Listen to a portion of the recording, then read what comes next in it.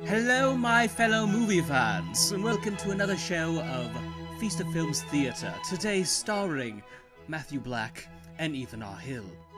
There, that's the intro. Oh, yeah. Classic. Classic. What's going on, my fellow movie fans? Welcome to another episode of A Feast of Films. This is episode number 9. I'm Matt Black, and with me, as always, is... Ethan R. Hill. Hello. What's going on, Ethan? Oh, you know, back on, recording another episode, talking to you, my dear friend, and, I don't know, just enjoying life, I think. All That's things good. considered, doing That's good. pretty good, man. There's a lot of things in life to enjoy. You know, life can be pretty good. It can also be really annoying, but, you know, it can be pretty good. I think it's all subjective, Matt. I think it's all subjective. Very smart. I was just going to say that. And then you said it. I was like, I'm glad we're on the right page. It's all about subjectivity today. Ethan nailed it right on the head. We're going to have a nice discussion about the subjectivity of art, of stories, of films. And it's going to be a great time. So make sure you stick around. But first, the question of the day. And if you guys have surprise questions of the day, you can leave them down in the comment section below. And we'll integrate them into our videos. But other than that, the floor is yours, Ethan. Question of the day. What do you got for us? All right, question of the day is another one that I pulled out of my butt at the last minute because why would I prep for anything? Nice butt questions. And it's one I've seen float around the internet before. I can't take credit for coming up with this, but I think it's a good one, and I think it's an interesting one to ask, and it might be a hard one. If there is one movie that you could erase from history, what would it be? One movie that I could erase from history. Exactly, you could erase it from existence. Completely get rid of it. Yep. No memory of it at all. Yep. And it just doesn't exist anymore. It's gone. What would it be? That's an easy question, man. Really? That's a really easy question for me, and it's actually a film I want to talk about a little bit later once we get into our discussion here, but that's Meet the Spartans. Literally the worst movie I've ever seen in my entire life. Easily, hands down, the worst. I have never hated any movie ever than I've hated that movie. Even the independent little films we made in film class in high school. Even those other kids' movies I would rank above this film. It was just that bad. It was horrible. We went to see it in the theater. It was a waste of money. People left the theater, and all the jokes that were in the trailer, it looked funny, but all the jokes went way too far and into the realm of disgusting, or lasted way too long, and the joke was just no longer funny. There's one scene in the trailer, I think, where they're doing like the whole Leonidas kick into the pit thing. Yep. Yeah? Yeah. And so, like, that first kicked the messenger, and then there's, like, Britney Spears and, like one other person. You're like, that's hilarious. But in the actual movie, they kicked, like, 10 people into this pit. And you're like, guys, like, let's move on here. Like, the joke is over.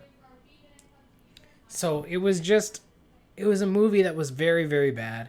And a lot of the scenes that were actually in the trailers never made it into the movie. So you got false marketing there. And those were some of the funniest jokes. And they weren't even in the film. So you're like, it was really bad movie. And it was like supposed to be a scary movie, but for like that kind of action And it was just type not films. But it was just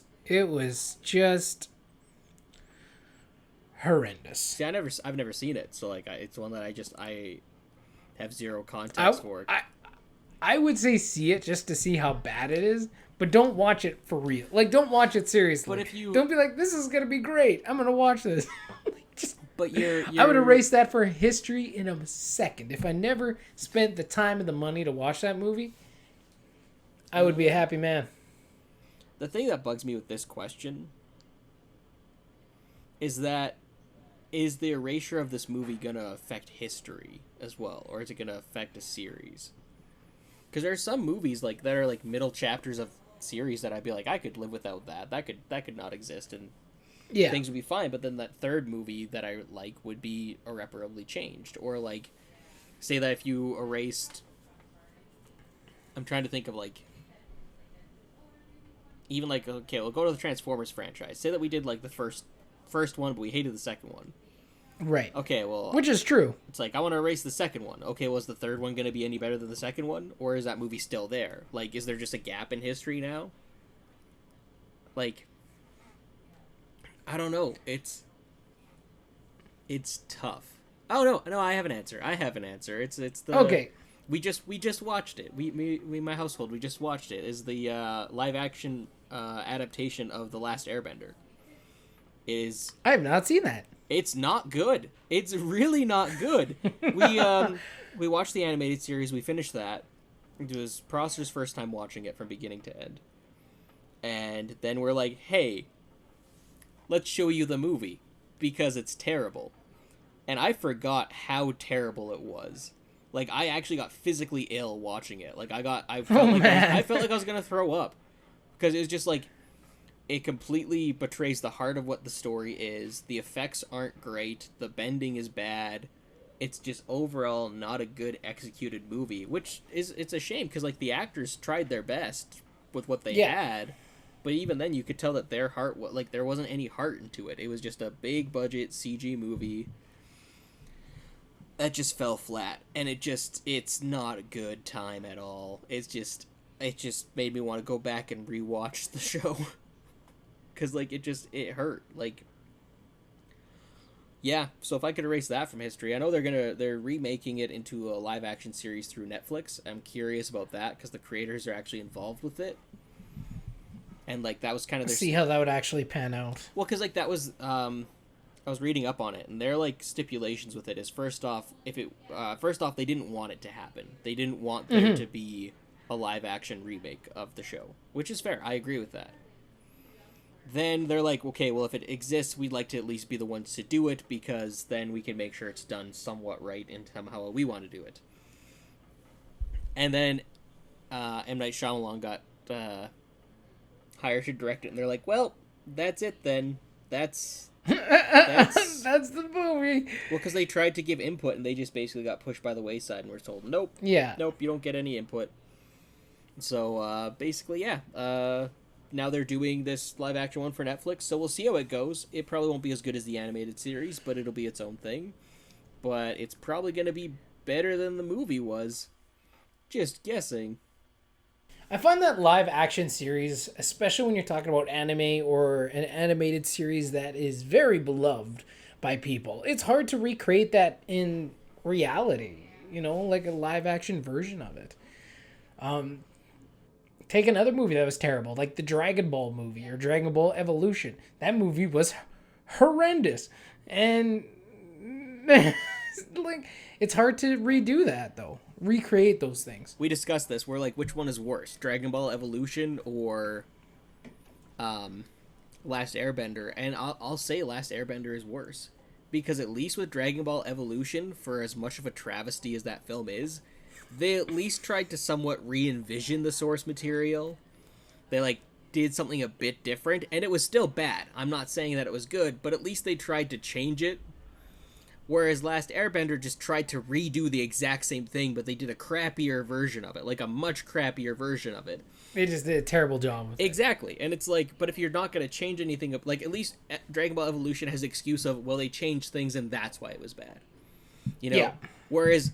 Well, Avatar. Yeah, I don't know if that's why it was bad. It was just no, but you can say that. You can make that as a maybe that's your reasoning. It's like, well, they didn't stick to the source material, and therefore that's why it's bad.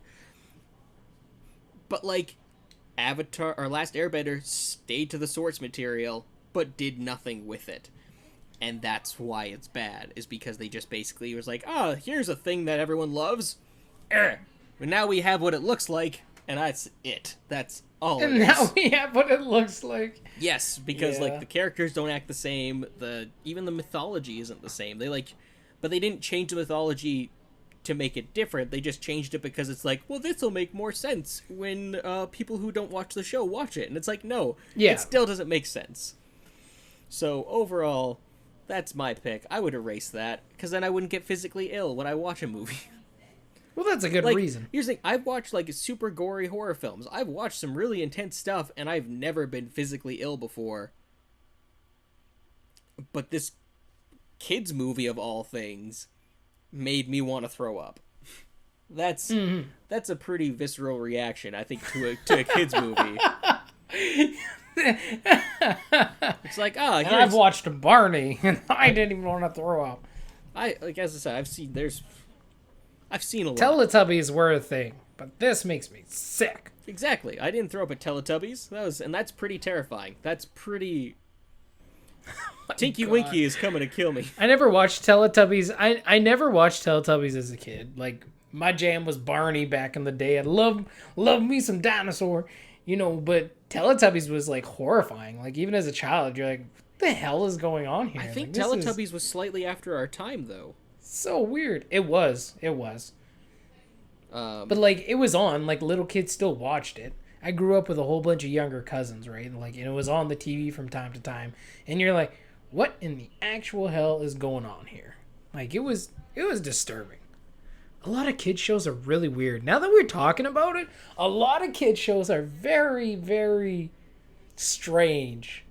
No, that's very strange. It's to me, and like maybe it's different. Maybe it's because maybe we think the kids show we grew up with were smarter because we grew up with them, and maybe our parents looked at them because they're like, kids shows when you were kids were dumb. But I think, like, it just feels like they're writing them dumber and dumber as time has gone on, right? Like, it just doesn't feel like it's the same quality, I guess, put in. I mean, you have kids. How does it feel watching their kid shows as opposed to what you did as a child? I don't know. Pretty painful, but there is one show that's on, like, Disney. Like, my wife will just have, like, the Disney Junior on. Yep. Quite a bit, just so, like, I don't know, like, whatever, just noise in the background, or if Max crawls by and looks at it and whatever, it's still a kid show. It's not like... It's something to have on. Just for noise in the background, I guess. But every once in a while, I'll see this show called The Lion Guard, and it's like a Lion King animated series, and it's like Simba's son or whatever, and I don't really know the whole plot about it. I just see it every once in a while. But this has got to be one of the dumbest things I've ever seen in my entire life. That is like, not just where I was not expecting you to go that way with it. I thought you were going to say it was actually good. And like, well, listen, I cannot say if it's great or if it's terrible. I have not watched anywhere near enough of the series to understand what's even going on. But I did catch this one part where Simba's kid accidentally rolled over or knocked over a boulder, or his group did, and it was rolling down a mountain, and it's like giant. And it almost ran to some gazelle, so they ran away. But then they jumped into a river, and then they're like, we can't swim. And I was like, why did you jump into the river then? Like, it was just like... And then they had to rescue the freaking deer or whatever. But I was like, there's just been a couple times I walk by that show, and there will be something someone does. It's so incredibly dumb. I'm just like... You're like, why? What is going on? What is going on? Like, and he has this roar that can, like, create tornadoes or something, or has powers. I have no idea what's going on. But it's so ridiculous. How do we get from everything the light touches to that? It's from what I've seen so far, and again, I've only caught little glimpses, never even a full episode. It is by far probably one of the dumbest things I've seen. Like, it is ridiculous. But that's again only coming from like really small clips, like the antelope jumping into the river. Like, they easily ran like out of the way of the boulder, but then they jumped into a river, and they were like, we can't swim, someone save us. And they're like, we gotta save the antelope. They're antelopes. And I was like, why did you jump into the river then? Like, it was just... Actually, I want to search that up now. I'm angry. I need to find out if this is actually a thing. Can antelopes... How do you spell antelopes? Antelopes swim. Googling this is real-life history of antelope. They have a small home ranges close to the water, and when threatened by land-based predators, will submerge in water up to the levels of their nostrils. And they do have splayed hooves that improve swimming ability and enable them to walk on floating islands of vegetation. So apparently, antelopes can kind of sort of swim. They do pretty well in water from the sounds of it. Yeah, you learn something new. But clearly these ones didn't know how to swim, but thought, instead of getting crushed by this boulder or just slightly stepping out of the way, I'm just going to run right into this river. I mean, No, and I just would. cause another problem. Like, it was so.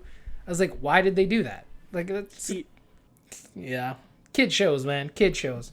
I was gonna say I'd do the same thing, and then I thought about it. I'm like, no, because like No, you would run. You would get out of the way of the boulder, but Exactly. not to the point. Like, it wasn't either the boulder or the river. It was like the the boulder and then the 20 river. feet of grass and then the river. Like, it was like you easily just could have gotten out of the way, but they just kept going and ran into a river, and then we're like, oh, it was so silly. I was saying this to someone yesterday, where it's like I love swimming, I love the water, but I also can't I can't swim, right? So like I can't swim. I don't know how to. I did not know that. Yeah, I didn't learn how to swim because I have back issues, right? You know I have back issues. Oh, okay, yeah. So we went to not physiotherapist. We went to like a specialist about my back, and at a young age, when I was in swimming, they're like, "You need to pull Ethan out of swimming. It's terrible for his back." So we did, and I didn't learn to swim because it was like right at that point in like swimming lessons where you're going to the deep end, and you're gonna learn to tread water, all that kind of stuff. Right. And so I don't learn it, and we go back 5 years later or more, and basically she's like, "Oh, what sports is Ethan in?" And you're like, "Taekwondo," and that kind of stuff. And then she's like, "He should be in swimming. It's great for his back." Same doctor. It's the same doctor. Oh, the same doctor. same doctor. That's why you get a second opinion. No, it was the same doctor. 2 different opinions, years down the line, and I've never learned to swim since. People have tried teaching me, so I can't swim. But that also means, like, look, I'm not the apex predator on land. I'll admit that. Out of, like, there may be some humans who are. I am not one of those humans. I'm not an apex predator. I'm gonna die pretty easily in nature. I'll admit that. Now put me in like water. A pine cone is gonna kill me, man. That's it. Exactly. I'm done. You put me in water, though. On top of that, I'm not the apex predator on land. I'm sure not the apex predator in water, since I can't also swim. So, like, I'm just gonna... I might take the boulder in that situation. If it's between the boulder and the water, you know, I might get squished, might break some limbs, I might die, but I might stand better of a chance than being in the lake or the river. Yeah. The logic is sound. Exactly. The logic is sound. Yeah. It was just... Yeah, I find a lot of shows are just kind of silly like that. Like, people just... Like, characters just do things that are just like... Homie, what are you doing? There's this other show called Mike the Knight, and it's like... It's so... Like, it's ridiculous. And this one, I've actually seen a couple episodes because... Like, when I'm putting them to sleep or whatever, it'll be on. So I guess I'm stuck watching Mike the Knight. Whatever. And so this kid... He had to look after, like, he has these 2 dragons that hang out with him, and then they were busy getting ready for a party, because that's what dragons do. Yeah. And his mom's like, "Here, go play with the dogs." And he's like, "Sick, I'll go play with these dogs." And he gets his little knight outfit on, and then all the things he's trying to do, the dogs are just being dogs. Like, he's trying to practice his archery, and they're grabbing the arrows out of the air and, like, bringing them back to him, and just, like, he's like, pretending to, or practice guarding pie. So he's like walking around guarding this pie, and then the dogs, instead of guarding it, eat it, right? Because they're dogs.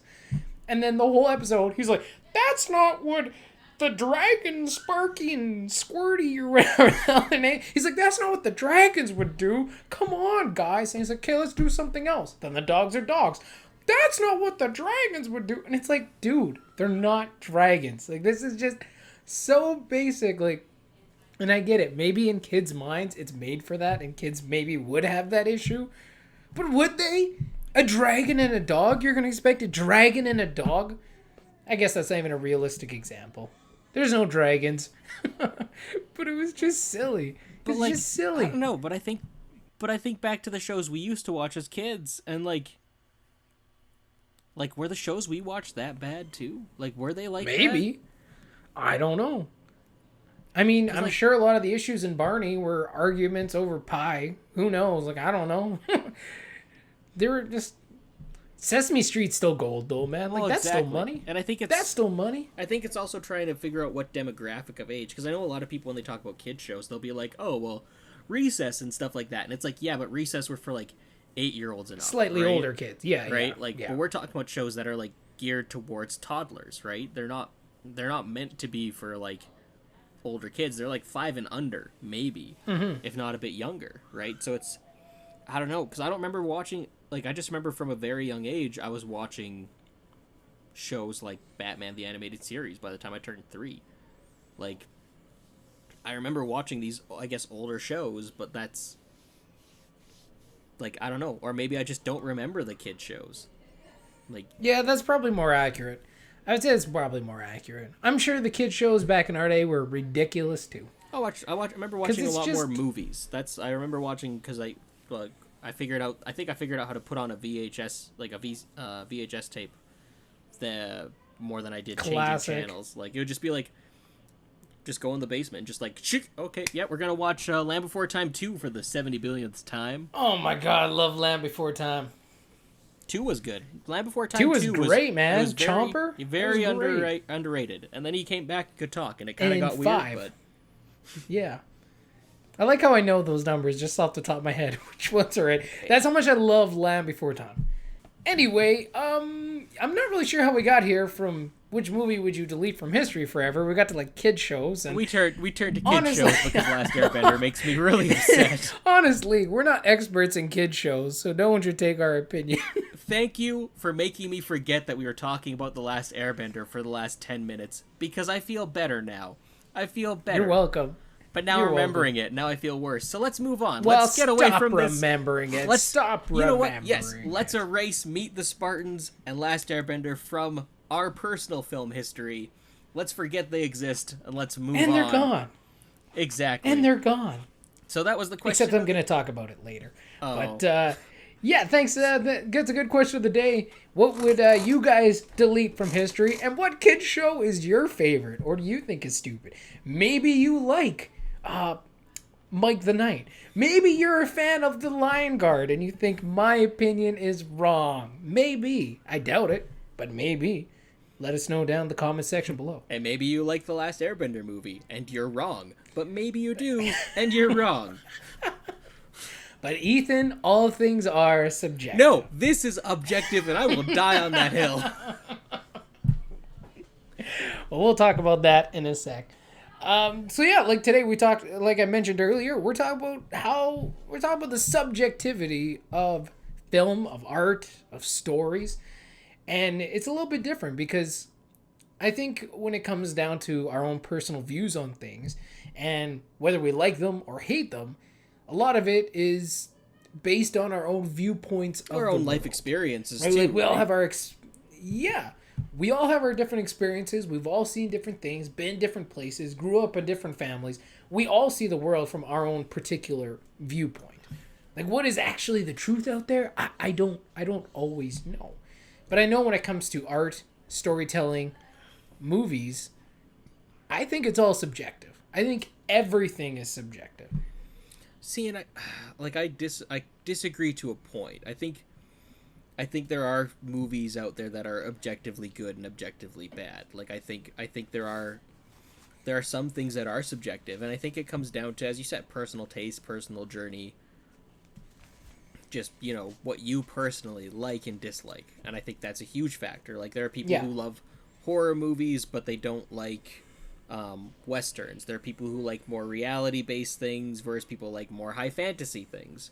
And like I think that's kind of where subjectivity will come into play.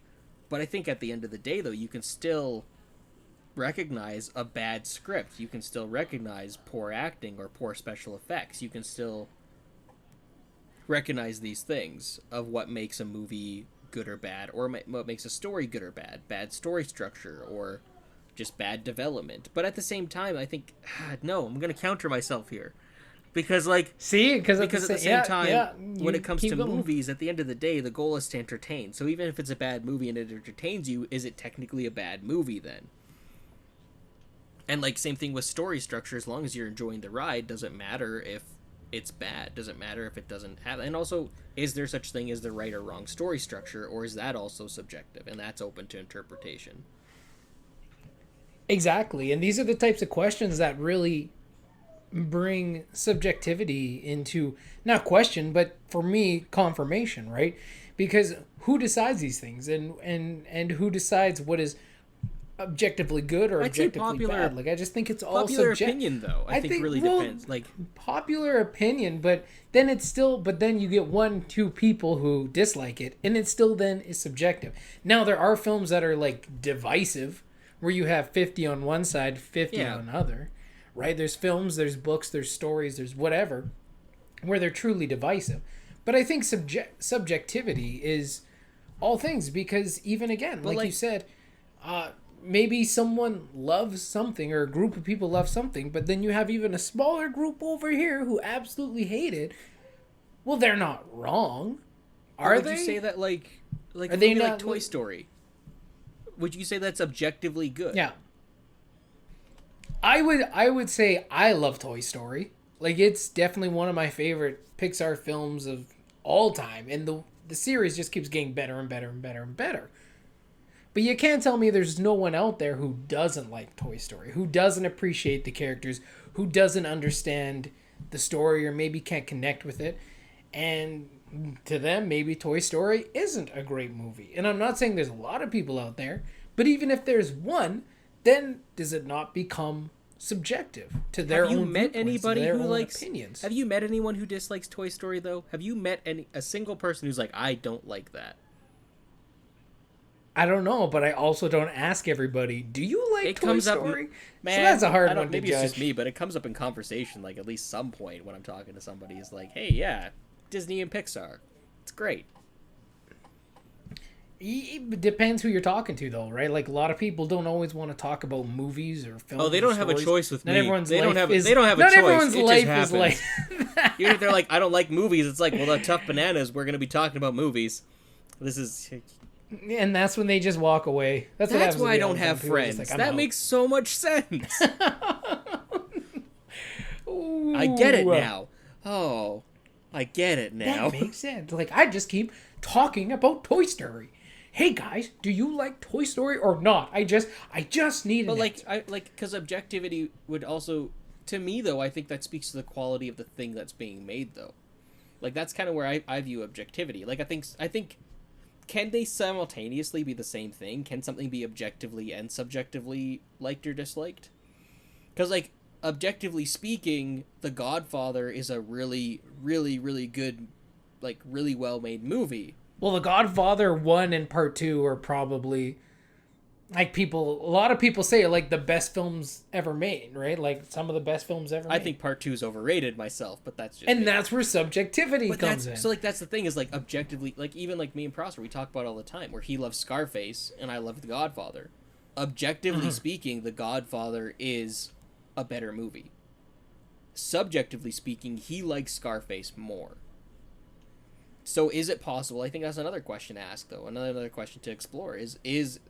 Are things like, is that another option? Can they be this? Can they both?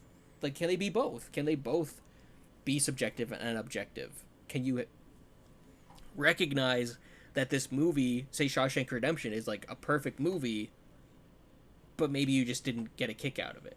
You know, maybe it didn't just gel with you. That's a good question, and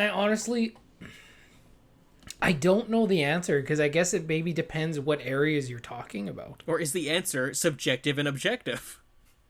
You can't say objectively, Shawshank Redemption is the best movie ever of all time, or whatever, you know, for everybody. Like, it depends on what kind of umbrella you're putting over, because you can't speak for all people. You can say the writing is objectively great, but then someone says, I didn't find the writing that good, actually. I thought it was missing parts here or there, or I thought this area could have been done better. So then at that point, does it not become subjective? And also, remember, that year, Shawshank Redemption lost Best Picture to Forrest Gump. And arguably, maybe some would then say, objectively, Forrest Gump is the better movie because it won Best Picture of the year. And it is the better film. When it comes to subjectivity, do you think people can be wrong, though? The question between right or wrong is that also valid? Do you know what I mean? Like, you're saying someone's wrong, but who gets to decide they're wrong and you're right? Well, I mean, but it's like to get, like, so subjectively, if someone says the Earth is flat, they're still wrong, right? But I mean, that's also dealing But is that not? But that's not really. That's the difference between art and science. Yeah, I guess so. And those types of things, right? Yeah. Like science is these things are proven, Like, these things are fact, right? and we continually learn more about them. Like the Earth is round. If you think the Earth is flat, too bad, you're wrong. The Earth is round. But then when you're talking about art, because the thing about art is it isn't about. There's no mathematical equation to art. It is literally how things make you feel, how they jive with you, how they connect with you. So in every way, to every person, everyone's going to see it differently, making it subjective and not objective. Well, and that's honestly at the end of the day that's why at the end of the day making movies and making films and making art is so hard. Like it's almost impossible. It's almost impossible because it's subjective. There is no. If we could just make a movie like 2 + 2 = 4, just that's speaking simple, on a story level, and though. everyone would love it. Then you have yes, good characters, yes, but that's plus a good it's story. so hard to do because everyone sees plus things so a good, differently. Setting and a good concept. I feel like that equals a good story objectively, right?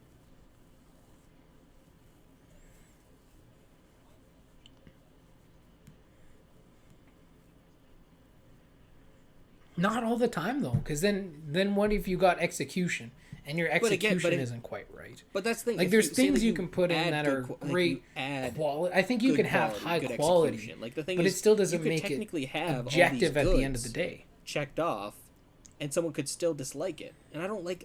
I mean, I don't like. It's not that's. I guess that's ignorant of me to say though, because it's like I don't like that people would see something that is arguably like a perfect movie and still say they don't like it. But again, that's their opinion and they're allowed to have that because it's art. But it's like, but there's got to be an answer here, man. Like, which makes it subjective. Well, like, and here's the thing too. You got to remember, like, you're saying good writing, good acting, good, execution. All that makes an objectively great film. But you also got to consider too. And this isn't to make excuses about people, because a lot of the time I hate we also that deal when with people use subjectivity that as making excuses when they try and use for people, intelligence like, they just as an don't argument, get it, or they're just really dumb, or like they bash on people, and they try and make they try and make intelligence or make excuses why someone doesn't like what they like, and they just don't get it. Exactly, and that's not exactly the right answer. But then you got to consider too, though, there are people who are just going to enjoy things differently based on how they grew up. There is going to be elements of people's education, and because even if you think different countries and how different countries educate, right, how those groups view film and view these stories.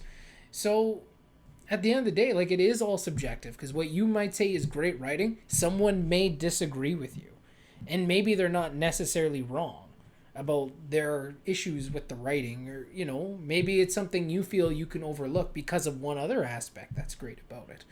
So there's different things that we all see, pros and cons, benefits, the things that actually speak to us, the things that don't. And that's really why it's so hard. Like, you can't just say this is just the best piece. Now there's awards, right? And people with awards are the ones who've maybe majority of people agree this is a great piece of art, right, or a great piece of writing. But you're still gonna have people who go out there and say, no, it's not, I didn't like it at all. Like, there's always gonna be an element of subjectivity, always, to anything. Like, not to anything, but to art, to stories. I'm gonna say, like, look at The Last of Us Part 2. So this game just came out just the other weekend, or the other Thursday, whatever. I don't know what you want me to do in those situations, man. All like, weekend. And I've been scared. Call your wife. She can hug you. Like, it's what am I gonna do? Hold me. I know you're just like, what do you want me to do? No, she doesn't want to sit out there with me. Anyway, the game is I honestly am loving the game so far, and I'm about, I think, 16, 17 hours in. And at about I don't want to spoil anything for anyone, but about at the 12-hour mark, there's a very significant shift in the story, and I can understand why a lot of people don't like this game. And I love it. I still understand what the story's doing, what the writing's doing, what the concept is doing, and I am digging it. I'm okay with it. I'm super cool. It works for me. And Last of Us Part 2 has had a lot of high scores, a lot of high, like 10 out of 10, like perfect game scores. But a lot of people don't find the game perfect. And now some are just like intentionally you have some where I guess you can say this is the one exception to subjectivity. If you're talking about, people who are racially motivated. Yeah. Or no, I just mean like the people who because of reasons of their own political or personal views, right? So, or just to hate. So, there's always that element of subjectivity too. Where does that actually qualify as subjectivity? I think that's an example of, again, where subjectivity, anti this, anti that. But again, I would say I guess that part and of they the have belief those system kind of too. worldviews when But anyway, especially when they're dealing with like racism and stuff. Like I think that turns into them being objectively wrong. Personally, I think when they have those kind of hateful views, and that's why they're criticizing a story, is because it doesn't line up with their own personal, quote unquote, moral views. Right. I think that's bogus. I think that's specifically you, like not you specifically, like not you as Matt, but like I think that's someone who's specifically objectively in the wrong in that instance, because like again, if you're gonna judge a story based on if you're going to base a story based on your political views, I think that's I don't know. I think that's dumb at the end of the day. As bad as that might sound and as like rude as that might sound, I think it's just dumb to be like, oh, well, I don't personally, I don't agree with this, so I'm going to hate this thing. It's like, okay, well, you can just not agree with it and just not watch it. You can just not play it. And again, I don't understand, especially when it comes to The Last of Us 2. I've looked into the drama with it because I haven't played it yet. But what are they even upset about? It doesn't make sense. It doesn't... logically, it doesn't make sense. They're being upset for the sake of being upset, and they're stomping their feet like a bunch of whiny babies because I didn't get what I wanted. And guess what? That's tough bananas. Don't judge a movie by what you didn't get. Judge it by what you got. It's movies, games, anything like that. You can't judge something on a product that you didn't get.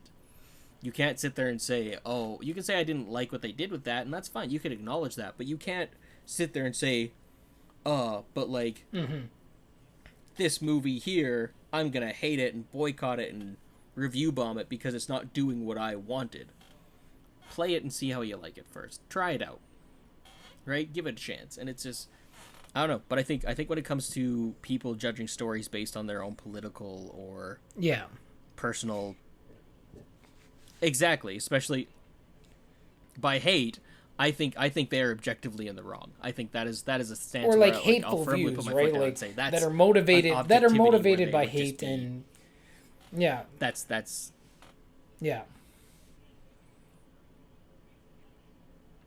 I mean, he loved King Kong, but how many people No, I would agree with that. If Hitler was man, I hate this movie, we'd be like, we don't give a shit because you're Hitler. We're gonna get rid of King Kong because one asshole decided that he liked. Yeah.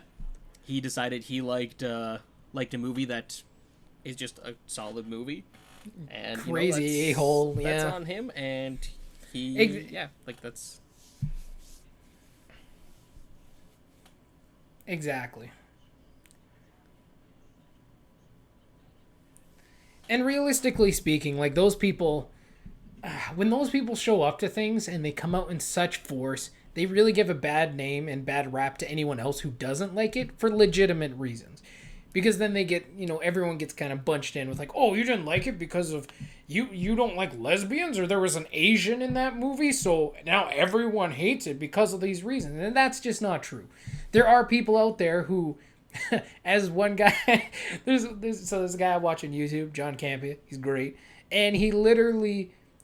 anytime he's talking about these people, he's like, these freaking cousin humpers, show up and they, put out their shitty opinions and, their hate. Well, because it's all about hate, actually, right? even if you look and at racially based, sexually based, or whatever, and they make a bad name for anybody else who dislikes that product. And the and that's hate that Rose got as a character was unfounded. Yeah. And even what her actress got.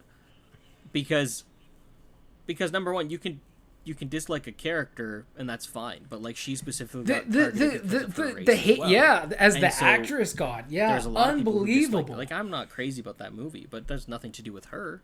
But like at a certain point, I could not voice my opinion anymore because there were so many people who were just hating on that movie for all the wrong reasons and for not. It wasn't even a discussion; it was just literal hate. And I think that's the other thing too is when you have people like that, when you have people who are specifically hate on things because of their personal views and coming at it from a place of hate, it does completely discredit any kind of criticism of it whatsoever because you don't know where someone's actually coming from, and it makes it difficult to discuss it. And it should be a discussion. It should be able to be talked about, not yelled about or argued about or freaked out about in all caps on the internet.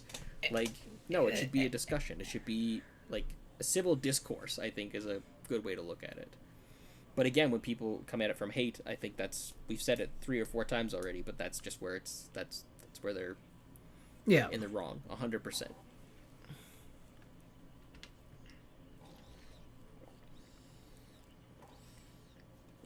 Well, you can, it's wrong, and you really disqualify your own views on things.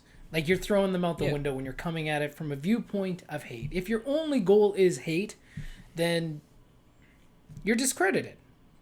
You're discredited. Like your opinion, your views, I don't know. I guess they don't count. Like honestly, that's how I feel. Like if you're coming at me and you're like, I hate this movie because Rose Tico was an Asian, I'd be like, well then your opinion really does not count to me. And maybe who decides those things, I guess, even in itself, I guess, subjective depending on who you talk to. But I know as for me and you, from where we stand, as soon as you start bringing out hate and that's your reason for hating on something, not only you're discrediting yourself, you discredit all the other people who legitimately have problems with that movie. Last Jedi, people legitimately had problems with the movie, and I can see why, and I understand those problems. I had problems with it. I just liked it more than I disliked it. Right? So I can understand why people would easily go the other direction. And same with Rise of Skywalker. I disliked it, but I can see why people liked it. For me, I liked that one more than I disliked it, right? And that's kind of where like I like that we're on the same page but opposite when it comes to those we're two opposite movies. From those two movies. We're on the opposite scale. But we're on the same page with it because while we both like or dislike one more than the other, we understand where the other is coming from. Yeah. Right, and I like that because me and you can have a civil discourse and a civil discussion about what we liked and disliked about that film. Because at the end of the day, in that situation, me and you understand that our opinions on those movies are subjective. However, and this is where it goes back to my original point about how things can be objective and subjective. Subjectively, we just both like or dislike those movies. Objectively, me and you can both discuss the problems within those stories and within those films and why we like and dislike them. We can discuss the objectively bad things in it or the objectively good things in it and then come to a subjective conclusion aside from that. Yeah, I think that's true to a point, but I also think once we actually start digging into it too, maybe the things you think is objectively bad, I'm like, oh, I actually didn't mind that. So like even there's always wiggle room. I mean, there's things in some of those movies that were just like not good at all. But someone else might enjoy them as well. So it's hard to say. They're wrong, and I don't like them. Okay. They're wrong if they're talking about Rose Tico and mad about her being an Asian.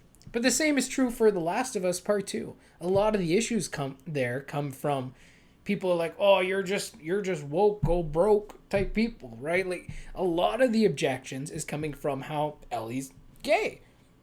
A lot of the objections coming from how they think another character is trans, which she is not. But that's... Spoilers, but that's...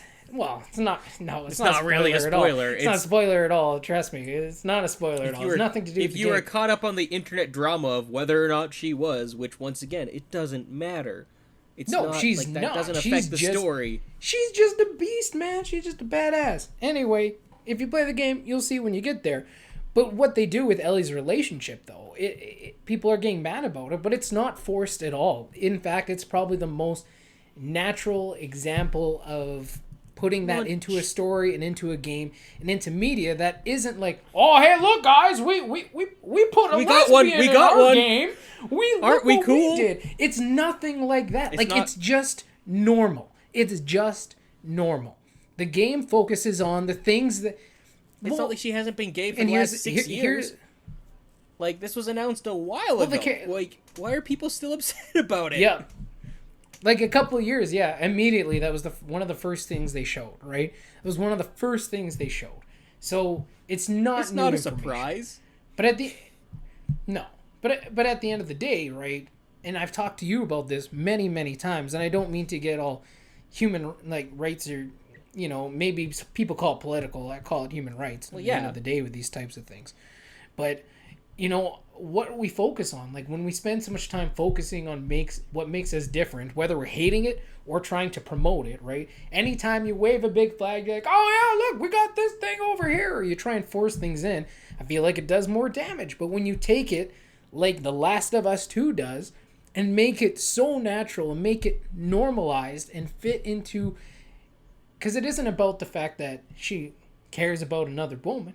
It's about the human connections, the emotions, the things that make us all the same. That's what we need to focus on, not the slight differences that make us different. Because the things that make us the same, especially when you're talking about relationships and love between one person and another, the things that make us the same are way more powerful, and there's way more things that make us the same than what make us different. But we always, again, whether you're hating it or defending it, so many times as a society, we focus on the one slight difference that makes us different.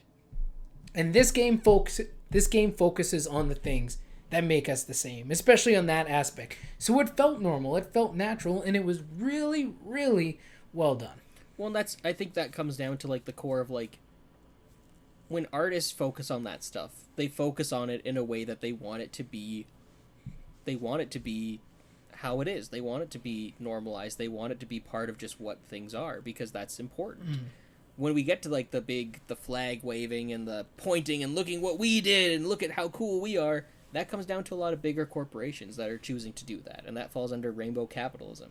That falls under the idea of they're going to promote this ideal that they think is hip and cool and try and make money off of it, rather than do it because they genuinely believe in it. And that frustrates me. That frustrates me to no end, because it diminishes the movement. And I think, I don't know, maybe do genuine things rather than just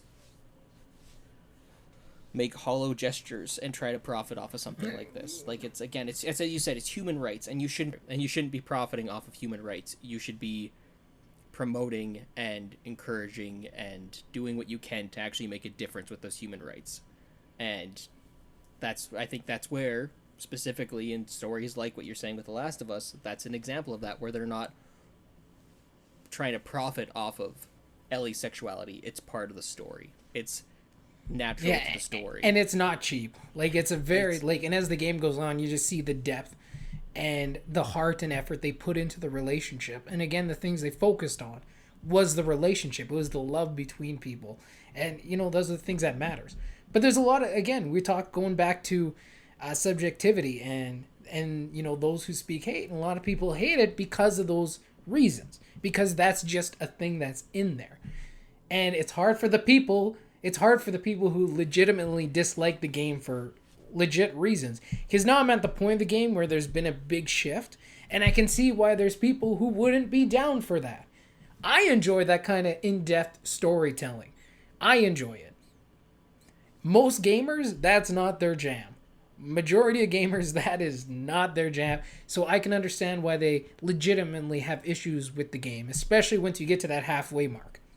It's hard for them to actually speak out and legitimately put forth their concerns when there's so much noise all around them about Ellie being gay or about this other reason, and they're getting review bombed for those types of reasons, or, you know. So it's just, yeah, like, all stories are subjective, but I think when you're talking about hate and stuff, then that like you said, objectively, those are wrong. Yeah, because again, that's not grounds to hate a story. That's not grounds to to dislike a story and to dislike the way something is created or a piece of art is made. That's specifically you are going out of your way to just be a jerk. And that's being, in my opinion, the words I'm choosing there is being kind. There are words that I'd like to say, but not while we're recording. But it's one of those things too. Like, it just, I don't know. I don't understand how people can essentially choose to base an entire dislike of a story on one aspect of it like that. When it, again, is it actually taking away from the story? Because no, it's not. Like, it's adding to it. Yeah. I don't know. It's dumb. People are dumb. Yeah. Literally, we're the worst. People are literally the worst sometimes. There's no doubt. Sometimes. Yeah, a lot of times. But no, when it comes down to storytelling, art, and again, excluding the hate stuff, again, I just think it's all subjective. Because again, there's things that I enjoy, there's things that I appreciate that someone else just isn't going to on the same level. And there's things that I hate and I cannot stand to have in a film or a story that someone's like, I love it, it's great. So it is, again, man, I just think all stories, all art, all that stuff is subjective. I think there's a balance still. I think that's, maybe this is the thing. Our opinion is subjective on this. There we go. At the end of the day, man, all things are subjective. Except science. I think there's math. I think there's a bit of both. I think there's a bit of both when it comes to art. There is objectivity and there is subjectivity that goes hand in hand. And at the end of the day, you can look at things objectively and you can look at them whether they're good or bad. But at the end of the day, you can still decide whether or not subjectively you enjoyed it. Like my movie, to me, objectively, there are problems with my movie. And there are things that make my movie bad. However, subjectively, I still love it. We were recording a commentary and I actually forgot to talk because I was watching my own movie and I was enjoying it. I was having fun. And it's the same thing. Like, when I show people my movie, I'm not sitting there going like, yes, this is the greatest thing in the world. Smell my farts. It's so good. No, I have no disillusions about what my movie is. I know what it is. I know it's schlocky. I know it's campy. I know it's not great. But it's mine. And I'm proud of it. And I love it. And I think that's a good way to look at things too, though, is being able to recognize your own mistakes objectively. As an artist, I think it's important to recognize those mistakes. Well, yeah, that's how we grow. That's how you grow and get better. If you think it's just the best all the time, you're never going to learn and you're never going to move forward. If you dwell on those mistakes too, though, and you sit there and say, oh, it's crap, I'm crap, then that's a problem. Well, that's different. That's different than learning from your mistakes. That's wallowing in your mistakes. But that's still being subjective because you're subjectively saying it's the worst when in reality it's not the worst. It's just not your best work that you've done so far. It's just not great. Exactly. And the thing is, if you keep pushing at it and you keep working at it, you will get better. Yeah. Right? And that's the more art you take in, the better you're going to get. The more art that you produce, you're going to get better. Like, you can't sit down and draw something the first time and expect that you're going to make, like, a masterpiece. You got to practice drawing. You got to practice your craft. Yeah, and especially as storytellers, too, right? It comes from understanding and getting to know so many different points of views and ideas and cultures. And the more stuff we can expose ourselves to as artists, as storytellers, that only makes us better. That can only make us better. It can only make us wiser. It can only make us, more understanding of other people's stories. I think, that's another, I guess I don't want to talk about the importance of stories right now. That's not what we're talking about specifically. But they can open eyes. They can change the world. And some people will subjectively enjoy the story. Some people will subjectively not enjoy the story. But that's all part of art and. Well, I think art is an important tool of education, though. Like 100%, yeah. I think, again, that's where I lean back more to objectively, because education is not, to me, a subjective thing. I guess types of education maybe, but like at the end of the day, it depends what you're talking about. Yeah.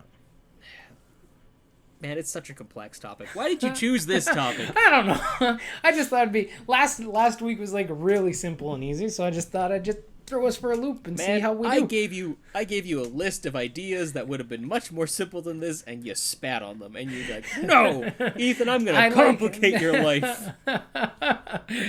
I like sometimes taking like the whole philosopher type approach to things, like just let's just think them out.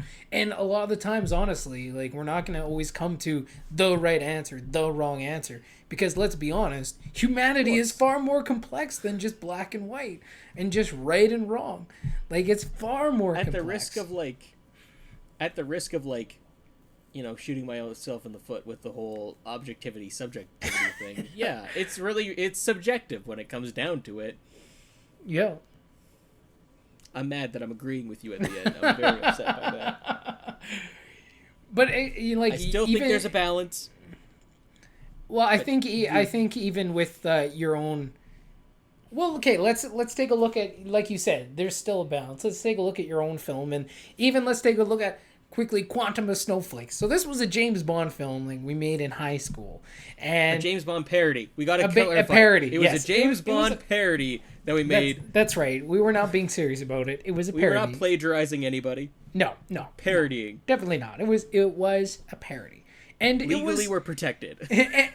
And it was fun. Like we had a great time making it. We had a great time filming it. We had a great time, just watching it. Years later, we still, as a group, not all the time, but maybe I wouldn't even say once a year. It's like once every 4 years, maybe. Some people watch it once a year, I guess, from what I'm told. But it's still great. And but for our group, objectively or subjectively, it is great. Like we all really enjoy watching it. But if you put it in front of someone else, it's probably the biggest piece of crap I've ever seen in my entire life. And someone's going to think that. And that's where it becomes subjective. Even even of things that are objectively good or bad, as far as writing quality, acting, whichever else, someone still might have a different opinion on that, whether it is or not. So I've shown people Damned Rights a few different. I've shown Damned Rights to a few different people, and I've gotten very mixed reactions. There are people who love it, who think it's a fun time. There are other people who are like, yeah, no, it wasn't that good, but hey, you made a movie, and that's fine. Yeah. But also understanding too. I think a big part of it too is understanding, and a lot of audiences don't look at it this way, but understanding where a film is coming from and how it was made and what it was made with. Because Quantum was a student film in high school. We didn't have a lot of great equipment. We had zero budget. We just went around and shot stuff and did what we could, and a lot of the absurdity came from that. Right. It came from the necessity of what we were able to do. And it's even talking about View to a Q, the upcoming sequel that we're definitely totally gonna that's been in development for 11 years. And it's so far I have a page of a script. Maybe. I have a concept. But to me, that movie as well, so the follow-up film, if that ever happens, is going to be just as absurd, because we're going to be in the exact same boat as we were in high school, where this is going to be very low budget. It's going to be us just making things up in order to explain why we don't have stuff.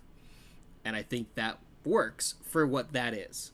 For what those two films would be, it's not, we're doing that for us for fun, right? That's not us going and being we're going to make 1 billion views on YouTube and everyone's going to love this. No, it's literally just we're having fun as friends, right? So there's that. And then there's Damned Rights, which was, okay, we're going to try and make some money off this. We're going to try and make a movie that we can sell and all this kind of stuff. But we only had $4,000 for a budget, and we literally made a list of everything we had at our disposal, and we wrote a script around that. Right. And then there's steps above that where it's maybe they had a few $100,000 to make this movie, and they could do even more with it. Or maybe they've been sitting on the script for 10 years. Whereas we wrote Damned Rights in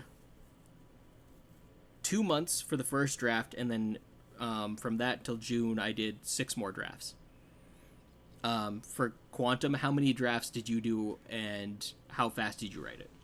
Well, we were in a school course too, so like there may have been two drafts, maybe. Like there may have been one draft with a lot of edits, kind of thing. Yeah, and Not but necessarily like two full different drafts. I honestly can't remember. But we had a tight timetable, right? Like we only exactly. started working on the project, I think, in the beginning. It had to either be like middle January, I of think. November or something. No, because it was in first semester or second semester, wasn't it? No, first semester. Oh, really? Oh, Yeah, well, that's how my memory goes. it was first semester. Like we were done and finished, and I finished the film, in January. But Yeah, all the filming and stuff we did mostly, I think, December. So like you only had you had a week, maybe a week and a half to do a script, maybe, exactly. and then So you had it's to like figure out how you were going to do everything else. So it was a very, very, very tight timetable. And I had a lot of help though. A lot where of help. scripts with a bigger budget would have more time to develop that script. They would have maybe a few years to develop it, or maybe it's one that they've already developed for 10 years before they sell it. Like it's Well, so then that's the thing too is there's I'm trying to remember what my point is with it. you can't But at the compare. You can't really you compare can't One compare Piece to another. Yeah, exactly. You can't compare like you can't say that Quantum should be as good as Damned Rights, but you can't say Damned Rights should be as good as say a different film, and you can't say and so on and so forth, right? Like you can't keep stacking those because Well, production wise the yeah, budget's not going to reflect the same like thing. if someone ever came at me and been like, Marvel made Thanos, like why didn't you guys do a better job at blowing up Joey's head? You know what I mean? I'd be like, No, dude, because we had no money. I had someone ask me that. They're like, "Well, why don't you CG over top of your creature?" And it's like I don't know how to do that, and that's a lot of money. Yeah. I can't just do that. Like that's not in our budget or in our means. There's Like that's definitely not different grades of film. Like you have to judge at the end of the day, you have to judge each film on its own merit, not necessarily compared to others. And that is even included in like series of films. Like in Star Wars, you really got to judge each film on its own merit at the end of the day, right? And everyone's like, it's not as good as this one, it's not as good as that one. And it doesn't necessarily have to be as good as one or the other. You judge it on its own merits, on its own storytelling, and why I'm kind of enjoying this series as we go through our Star Wars films again. Is because we're judging them now individually on these films and the storytelling, maybe within this trilogy and how those connect. But yeah. we're not like, well, Anakin's definitely not as good as Luke Skywalker in this film, and Han Solo's, blah blah whatever. We're judging it each on the individual film and its storytelling abilities, not necessarily how it compares. Because at the end of the day, when you're talking film to film, you're not talking apples to apples. You're always talking apples to oranges. Because Yeah. there's always going to be different people involved. There's always going to be different viewpoints. Even though George Lucas was the director and around for, all six movies, he wasn't the director for all six or all three in the original trilogy, but he was around and he did all the producing and stuff. Those are all very, very different movies, and you had different viewpoints coming in on each and every film. So you can never really judge a movie by another movie. You always kind of have to look at it on its own merit as well. No, exactly. But yeah, no, at the end of the day, man, I just think all stories are subjective. Now I know you have more of the opinion. Maybe I don't know. Maybe you swayed and agreed with me more at the end that all movies are objective. But to say all things are subjective, it does bring up the question: are there movies that are objectively good or bad? And what determines that? Well, that's where I think it goes back to what that's kind of what my point was, where it's like I think there are movies that are also just objectively good, but someone can still have a subjective opinion on them, right? Like again, The Godfather, to me, Emperor's New Groove doesn't have any problems. The Fugitive doesn't have any problems. Like there are movies that are objectively perfect movies, but then I guess to go with your point, that doesn't necessarily mean that people are going to think that they're perfect movies or they're not going to necessarily like it. Mm-hmm. So I think the answer to me is yes, because like I mean, if you look at like again, Back to the Future is to me an objectively good movie, whereas Batman and Robin is objectively a bad movie, Oh yeah. right? Like it's there's things that do make them good or bad. It's the idea of whether or not you enjoy it that's subjective, right? So the movies themselves can be good or bad, and people can agree whether they're good or bad. Because you can still like a bad movie, and you can dislike a good movie, but they're still good or bad movies. Like you're saying like there can be objectively good in their craft, in what Yes. they're doing, 100% in their it's the technique, craft. but then subjective on how everyone views them. Exactly, and that's kind of where, to me, it's like, I don't That's think true, the though. movies themselves are objectively bad, or I don't think the movies themselves are subjectively good or bad. I think it's the opinions of whether you like them that become subjective. Does that make sense? Does that? Yeah, I get what you're saying. I get what you're saying. Interesting. Right? And that's kind of where, even with before, like what we were talking with before with stories and stuff like that, I feel the same way. That's kind of my thoughts on it, is the fact that you can 100% dislike a good thing, and you can 100% love a bad thing. That's just like, I don't know, I guarantee you if we went through a list of bad movies that we liked or good movies that we liked, like movies that are like, I mean, how many people love The Room? Right? That's true, yeah. I've never seen it. I don't know if I ever will, but like, people love that movie, and it is objectively a bad movie. Yeah. But people still love it. People love it. And that's kind of my point, right? At the end of the day, it comes down to just personal enjoyment, but that doesn't change the quality of the film. Because the film quality stays the exact same. It's just, enjoyment-wise, that's what changes. And I think that's kind of my stance on it. Which is probably why I've been fighting you so hard on the subjectivity thing. But and here's the thing too, because honestly, yes, this was a dumb topic to pick. Like, I will objectively say, because anyone listening who's like, we would like a clear answer, sorry, you're not going to get one. Because at the end of the day, well, I'm thinking about yours, and I'm like, oh yeah, no, that's right. But then you can do all the mental gymnastics you want, and you find out, oh, but maybe not so. Because then, again, you're saying like the craft and the art, maybe we could all agree they're high quality, but are they objectively good? Like, but I think that comes down to, like, if you look at critic and audience reviews, I think that's kind of where that answer comes from. Because at the end of the day, too, though, I mean, like, okay, so say that you have a firefighter, and you have a firefighter go like, that's a really hot fire, and then you have someone who isn't a firefighter, and they're like, I don't think it's that hot. Objectively speaking, that person who isn't a firefighter doesn't know what they're talking about. But you can't really take that's a hot fire. It's not really that hot. But that's that's not a good comparison though, because you're talking about something that there's literal fact to it. Like, there's literal fact. Like, if you put your hand in the fire, it's gonna be hot. If that person says it's not hot, they're an idiot, because there's a fact. But again, I think that still goes back to the idea that, once again, just because you enjoy a bad story doesn't mean that that story is good. It just means you enjoy it, right? Yeah, but then you also got to put too, there's also critics who don't enjoy things. Like, so even, okay, so let's say all critics agree on everything. Someone gets like 100% Rotten Tomatoes, which is super, super, super rare, right? Like, almost never happens. Because even to critics, those things are subjective, and they're looking at the craft. And even to them, a lot of those things are subjective. Like, you're not always going to get critics who are going to appreciate or enjoy the writing and storytelling that someone else is going to.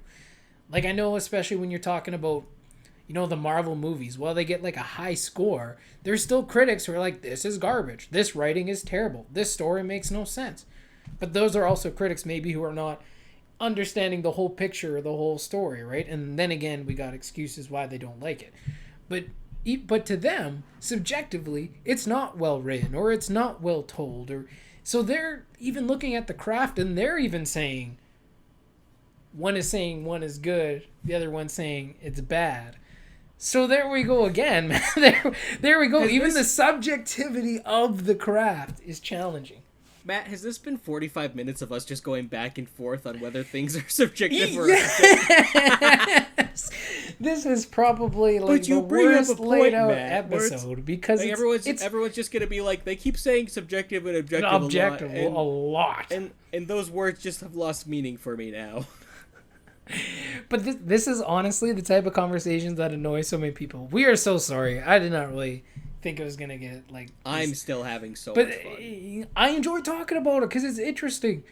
I think as humans, we like to simplify everything way too much. We like everything to fit in its perfect little box, and we like to say everything to have right, an answer. wrong, and yeah, but That's when not it how comes life to works, though. no, when it comes to humanity, when it comes to even a lot of the issues we face in humanity, there is no objectively sometimes right or wrong. Like, we live in a world that has so many layers of gray. So many layers. It's not just black or white. There's black and white, and then there's everything in between. So, I don't know. Having conversations 50 like shades of gray. yeah, at least 50 shades. Objectively, not a good movie. But No, someone wait. say subjectively. Some may like it, see? Okay, no, so there's at least 100 because there's 50 shades of gray, but then there's 50 shades darker. So Well, what's the so third yeah, one called? Free, that doesn't count. Okay. There's no number to that. Okay, fair Yeah, enough. it's a 50 shade free, and that doesn't make sense. This is a dumb title. It's a dumb title for a dumb movie and a dumb concept. And that's just my opinion, but that's my objective opinion. Oh, man. That's so So funny. there's 100 shades of gray between black and white. Because there's 50 shades of gray and then 50 shades darker. There you go. Yeah. But Science. but to go to your point about like objectivity too. Like, I want to agree with you. I want to agree with you because there are movies that Then just I do love. it, Matt. Just agree with me. like give in. that's the thing. There are movies that I love so much that I'm like, how can anybody not like this? I think of movies like Mrs. Doubtfire. How can anybody hate Mrs. Doubtfire? Like, how could anyone say that is a bad film? Lots of practice. Like, I just... What, do you hate Mrs. Doubtfire? No, I love Mrs. Oh, Doubtfire. good, because I was like, think it's you great. son of a... No, Mrs. Doubtfire is amazing. But that's why I have a hard time. You got movies like Mrs. Doubtfire. You got the original Lion King. Right? You have Jojo Rabbit that just came out, and I just watched the other night, and I absolutely... Isn't that just the greatest movie? Oh, man. So good on so many levels. So many feelings and emotions. And the storytelling was so just masterful. So those are films that I'm like, these are objectively good films. But I also have to accept that they are subjectively good films. That I really enjoy them, and I think they're the best, and I think they're the greatest. But there's someone out there, possibly, that doesn't. Or that doesn't like them at all. Or thinks the writing's bad. Or isn't a fan of, you know... Like Jojo Rabbit, the storytelling in there is great. Like the imagery, everything they set up, like they're teasing things. They got this, you know, the Adolf Hitler imaginary character who really represents like the ideology of the time, and the boy dealing with that, accepting it and or, you know, denying it, and that, you know, dissent and change as he experiences what actual humanity is. But, Well, like the cool man, thing it's too, so if you look at like, I saw this recently pointed out, and like I didn't realize on my first watch through, the stuff that Jojo imagines Hitler doing are things that he would never do, because he was like a vegetarian, but he was eating meat. Mm-hmm. I want to say he was smoking, but he was super anti-smoking. Well, yeah, like- he's like, quit and, offering like- me cigarettes. I'm 10. But like the cool thing about that though is it also illustrates the idea that this child is idolizing this man who knows nothing about, but because of how propaganda works, he has all these ideas of how this person is. And Yeah. I loved that movie so much for how, when it came to the adult Nazis, they framed them as bumbling idiots who couldn't do anything. Mm-hmm. And that's great because it takes the power away from them. But then it shows the horrors of what the Nazi regime did by showing how it affected the youth. Yeah, Like, exactly. specifically Yeah. How it showed how JoJo was. Like, that's really powerful to me, and I think that's where a lot of the strengths came from. And, like, honestly, But even feel in like that, they movie- showed the humanity in that too, right? Even though that one character was a bumbling idiot and was really funny, and I thought was played off as a joke for the longest time. But later on, as the movie grows and continues to develop, you see the humanity even within his foolishness. And he even has moments where, it hurts your heart. You're like, oh man. So even there, right? Like, it's just, and it showed a great example that, whether they were under this influence or not, people are still people. There's still emotions. There's still love. And, like, I'm speechless. It made me feel so many things. Like, and his mom, Scarlett Johansson, was so great in that movie. So great. And the foreshadowing they set up for her character as well was like... Oh, yeah. Honestly, man, heartbreaking. It's one I cannot recommend more, like, enough. It's so good. And if you're listening to this, stop listening to us and go watch Jojo Rabbit. Yeah, absolutely. We honestly have, like, if you're even still with us to this point, just stop. Go watch Jojo Rabbit because it's so... We'll keep talking here. You can come back later. But this will make the last hour worth it. But this is the struggle. While I say all things are subjective and all art and all stories are subjective, and I can understand why people like them and dislike them, there are films out there that I have a hard time imagining someone saying, I dislike that. Or I hate that. I feel like neo-Nazis probably wouldn't like Jojo Rabbit, but at the same time... Fair enough. But again, there's that wrong neo-Nazis. Hate stuff. they're neo-Nazis, so they can just go jump off a bridge. That's care. Cool. Like that's great. They're like, I don't care about their opinions. They don't have opinions. They're just stupid. Like, it's, I don't know, man. Like, I think at the end of the day, though, it comes down to, well, there are just some people out there who don't like movies in general. Yeah. There are people who just don't watch movies. Yeah. Like, and that's also fine. There are people who don't like music. There's people who don't really take time to delve into the arts. And that's okay, because that's up to them to decide. And I think that's also what the great thing about art is that it's such a personal journey for everybody that I think that's where you kind of technically win out this discussion, if there is a winner in this discussion, because you're right. When it comes down to the art, whether we're talking about individual pieces, art as a whole is subjective to each person's journey and what they like and dislike. Yeah. And I think to expect... And their experiences and viewpoints, yeah, absolutely. To expect people to all love art and to all be invested in it and to all want it, I think is also kind of... Like, it's sad when you meet people like that, because, like, I get bummed out, because it's something that I love, and it's something I'm passionate about, and it's something that I get excited about.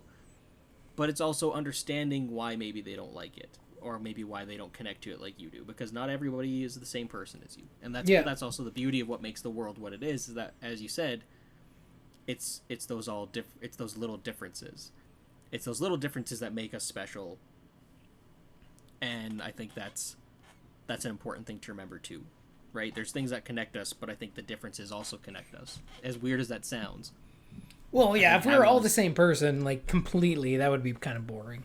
And I would hate hanging out with myself all the time. I don't know how people do it. That's why people don't like listening to our podcast, is because we're too similar. We need to be more different. Well, look, we've been on the opposite side of this conversation most of the time. And here, I'm gonna just put a middle ground here.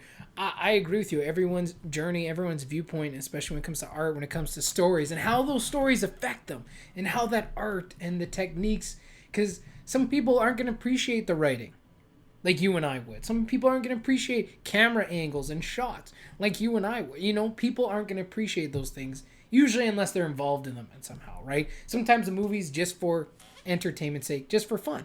And that's okay, too. That's cool. So, and really, all films are subjective. But to you, there is objectivity for the individual, right? Like, for me, objectively, I can say Mrs. Doubtfire is amazing. Jojo Rabbit's amazing. The Lion King is amazing. And I can say Meet the Spartans is literally the worst movie I've ever seen in my life. And it should be erased from history. I can say that. I don't know what movie you're talking about. And for me, I can say that that's objective for me. But in saying it's objective for me, it means it's subjective for everyone. Oh my God, my brain hurts. I can't, man. No, I just... Yeah, I think all things at the end of the day no matter how objective they are to us. We have to accept that there's people who just aren't going to appreciate them or love them as much as we do. And there's people who are going to outright have the opposite opinion that we do. Well, there's going to for be legitimate things that we reasons. dislike. For legitimate reasons. There are going to be things that we hate that people love. Like, yeah. That's just like, that's not unfortunate. I think that's just part of life, and that's just part of dealing with it, I guess. Yeah. But also realizing too that your opinion on movies doesn't make or break you as a person. Yeah. Right? And just because you like something and I dislike it doesn't mean that we can't be friends or doesn't mean we can't get along. No, absolutely. And that's, I guess, another point that I just, maybe we'll touch on here really quick, is that just because we disagree on something, we understand the art form, the story, whichever, in a different way, doesn't mean we can't be friends. It doesn't make us enemies. But it also doesn't make you less of a person. Like, you enjoy The Rise of Skywalker. I absolutely cannot stand The Rise of Skywalker. That does not make you any less of a person. It doesn't make me. Like, people sometimes when you attack something they love, it makes them feel... Like, I think a lot of that anger and rage comes from people's even own insecurities, right? How they feel, oh, you're attacking something I love, so I must defend it. Because if you're attacking something I love, you're attacking me. And it's not the same. A part of that, though, also, I think it does... Look, fandoms are great. Fandoms are wonderful, but I think they can be toxic as well. For sure they can. There's a lot of toxicity within fandoms. Yeah. And I think a lot of that comes down to people identifying an entire piece of art and an entire... As identity. It's their... Like Star Wars is some people's identity, and that's fine, but at the same time, if you let it consume you, then unfortunately that's going to be where if someone says, I didn't like this Star Wars movie, they're going to feel personally attacked. Yeah. And the idea is no one's personally attacking you. They're just saying, this one thing isn't my thing. Yeah. And that's perfectly fine and acceptable. Like, as you said, I wouldn't want all of us to have the exact same likes and dislikes. Mm-hmm. I like showing people what I love, but not for the sake of hoping that they... It's weird, because when I show people things that I love, it's not so much that I want them to love it too. It would be great if they did, but it's also so people understand me more. And the things that you enjoy, for sure, yeah. Because, like, when I first met my roommate, we got along pretty easily, but, like, one thing that he didn't necessarily click with or understand where I was coming from was my sense of humor. Mm-hmm. And over the last 10 years, I've shown him Mel Brooks films. And the more Mel Brooks films he's seen, the more he's been like, oh... This is why you are the way you are. Yeah. This is why you... These are the types of jokes you make. I get it now. And, like, he started to understand me more as a person just based on some of the movies that we'd show each other. Mm-hmm. Like, and I think that's an awesome way to connect. It's not the only way to connect, but I think it helps. And that's where you need to understand when you show someone a movie, maybe they're not going to like it like you like it. Yeah. But maybe it's helping them understand something that you do like. And understand, maybe they won't understand why you like it, but they'll understand that you like it. Yeah, or understand you just a little bit better, especially when we're bringing up things, especially things from our past, right, and what we grew up around. Because those things, even though we don't realize it, are heavily influential into who we become. And that's a good point, too. Like, these types of films and movies, they're not our identity, but they definitely contribute towards our identity and who we become and what things we enjoy and what things we don't. There is these, I used to watch with my uncle. He had this cassette tapes of music videos. And it was this guy called Ray Stevens. And he was kind of like the Lonely Island of, like, kind of redneck hillbillies type guys. Like, it was all, like, it was legit music, but it was all, like, it was just parody songs. Funny. It was all parody type songs, but nothing of, like, it's not like Weird Al where he literally takes a song, change the lyrics type things. It was just it's more like, funny, it's like you said, Lonely Island is a good example. It's more along those lines.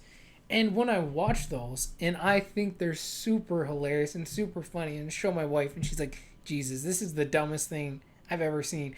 But when I watch them, I'm like, I see why I think certain things are funny. Like, I see, like, I can see the growth of my own humor out of the things that I watched and what I thought was funny at the time or what you were shown. So they do become a part of you in some way, but also you don't want to hold them so close as to make enemies because someone doesn't like them. You have to, it's understanding all things are subjective, and it's okay if someone doesn't like something. You may objectively think it's the best, but someone's going to objectively may think it's the worst. And honestly, it's okay. But on the flip side of that too, if you're on the other side of that, don't like if you're on the other side of that and someone's showing you something that they love and you don't like it, don't start crapping on them for liking it. Don't start making fun of them for liking it. Don't start treating them poorly because they like it. Because guess what? It's something that's special to them. It's something that means something to them. Mm-hmm. And there's a difference between like playfully making jokes with friends and like joking around with each other. But like if someone shows you something and you just didn't like it, don't come out of the woodwork and be like, that was just stupid. That was dumb. How could you ever like that?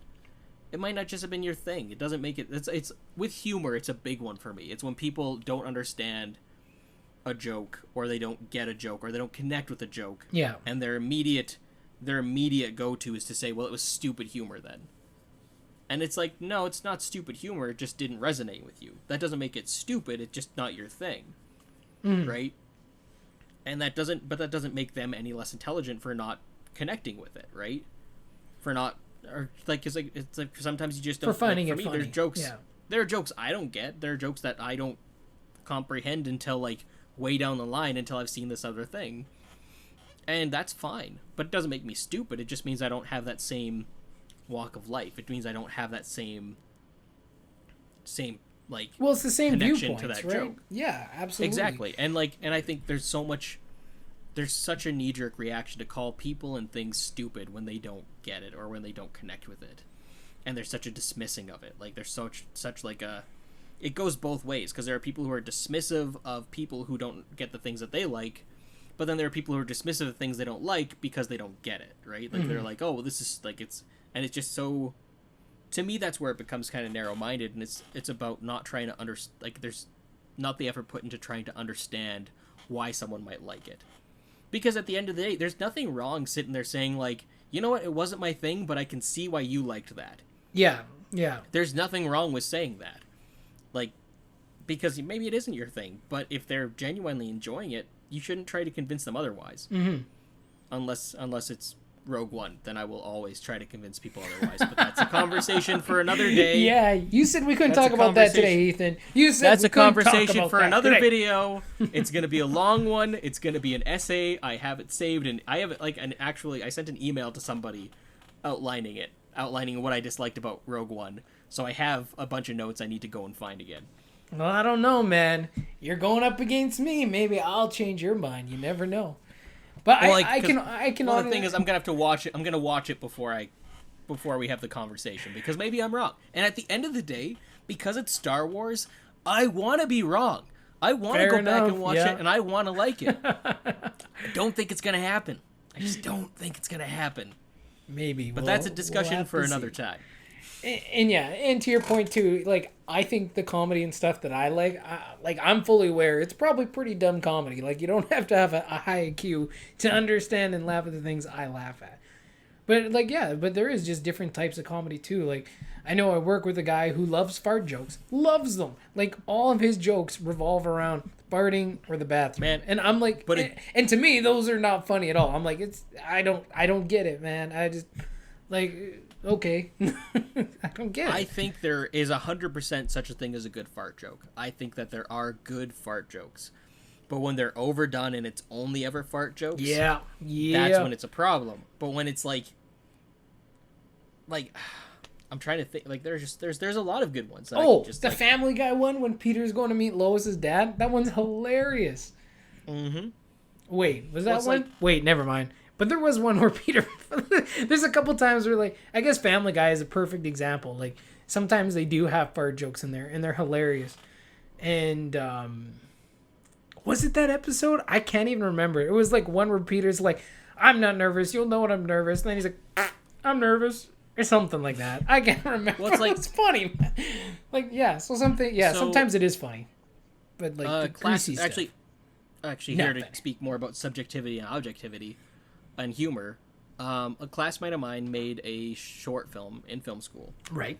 And it's about this guy. He eats a burrito, and gets sick and is getting it, like, just to sum it up, it's very, like, to sum it up, he gets in an elevator with a girl that he finds attractive after eating this burrito, and it ends with, like, the elevator door closing, and then he craps his pants. Oh, okay. Like, the like, other to side. me, Enough. so the way that it was edited and the way the sound was how the director wanted it, and it was just like a really long, really gross, like Greasy, farting, greasy, crapping noise. Yeah. And when we were talking about it, because we asked about feedback afterwards, and my feedback with it was I wouldn't have gone that far. Mm-hmm. I would have just done like one of those little like high pitched squeak farts, because to me that illustrates the point enough, and that's the punchline. Is that, oh no, this is what's gonna happen. Well, I wouldn't have done a high squeak, because I think a high squeak pitch fart would just imply a fart.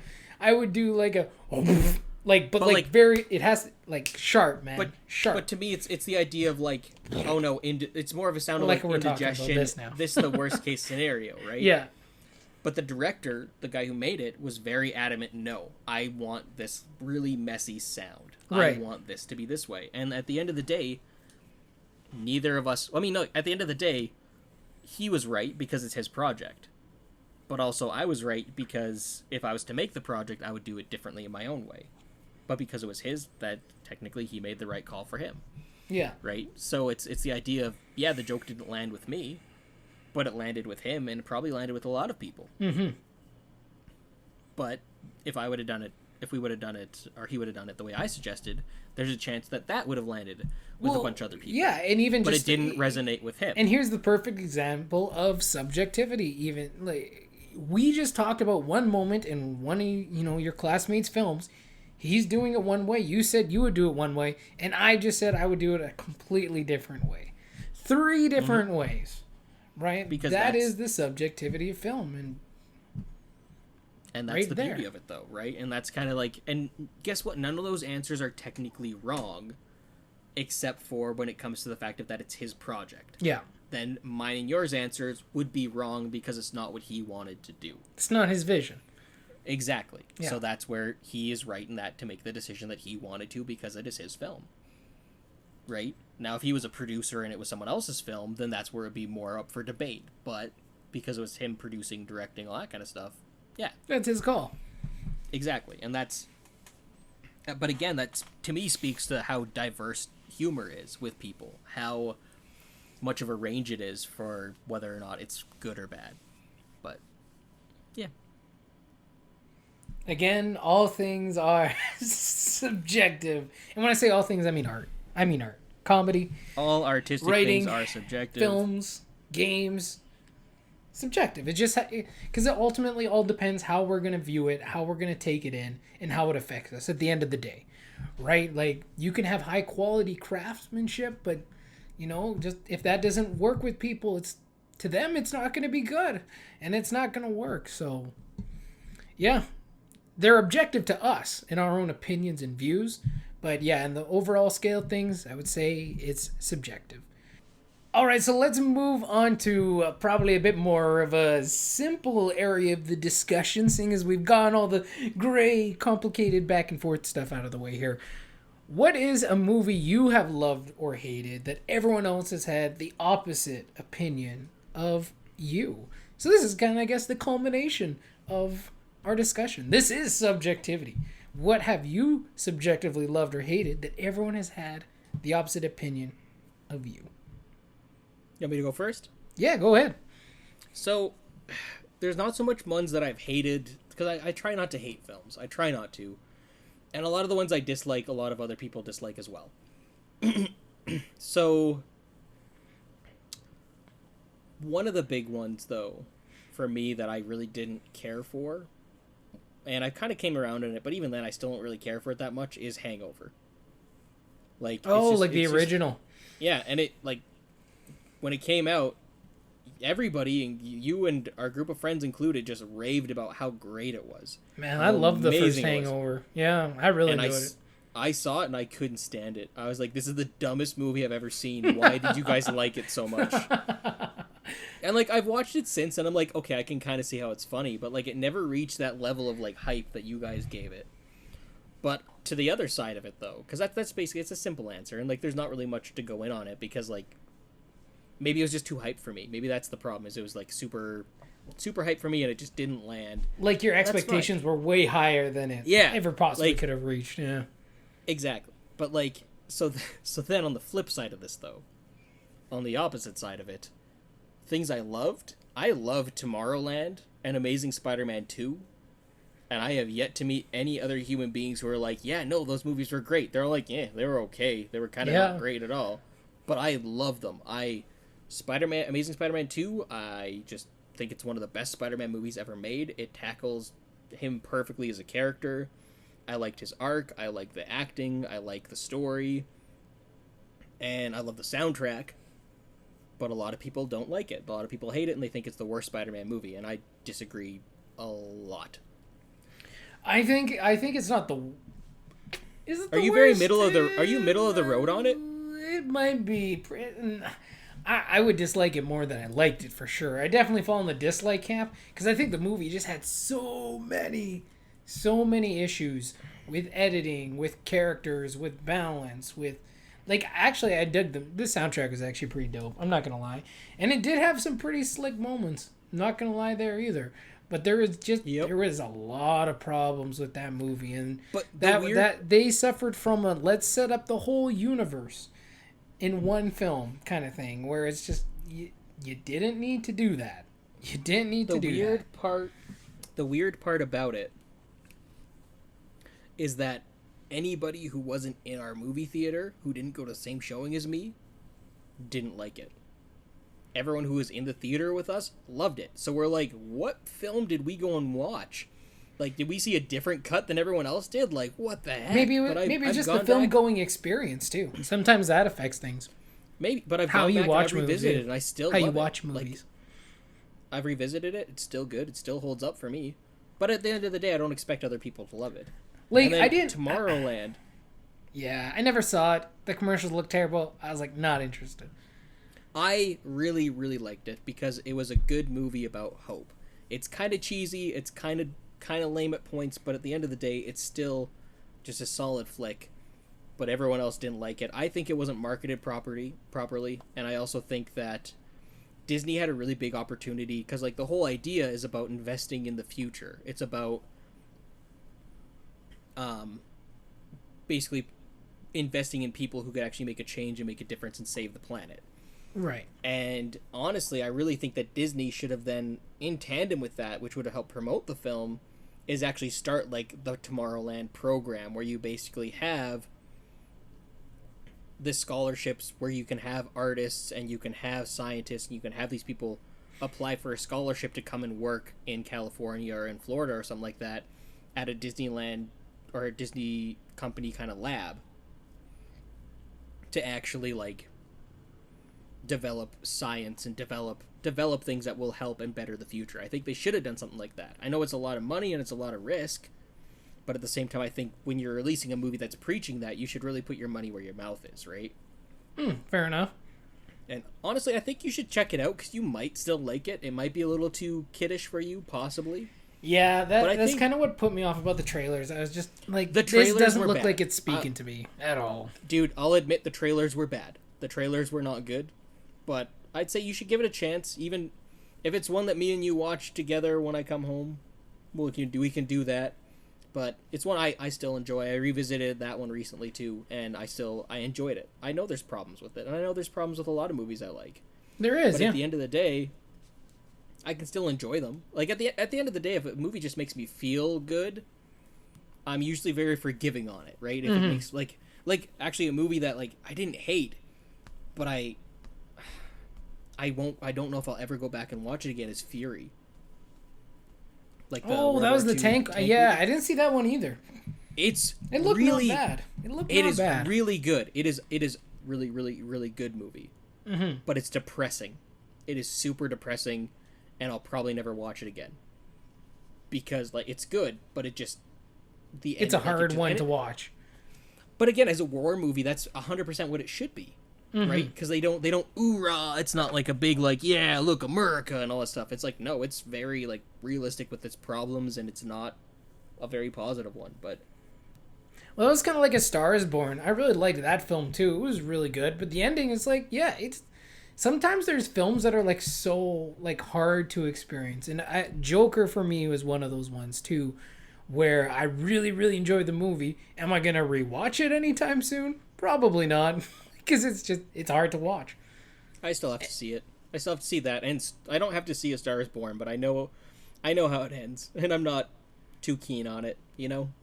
Yeah, you It's have just to go not. through the journey though. You can't just know the ending and be like, No, nah. I You had a got to go through friend the journey, man. my friend did a recap of it, and I'm like, and that's why I didn't see it because Yeah, it's not my type of story. It's not one that's gonna necessarily jive with me.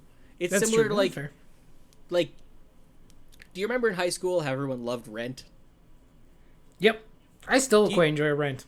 I cannot, and that's a discussion for a different day. But like, Well, there's I another have- one we're on the opposite side of, I guess. I have a lot of problems with Rent. I have a lot of problems for what it stands for and what it kind of promotes.